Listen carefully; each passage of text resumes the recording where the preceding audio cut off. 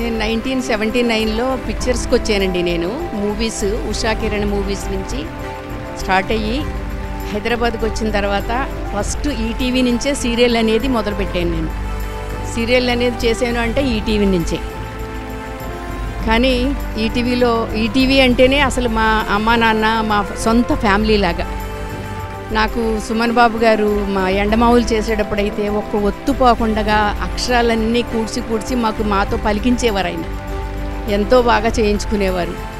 కానీ చిన్నబాబు పెద్దబాబు లేకపోవడం అనేది మాకు చాలా లోటు.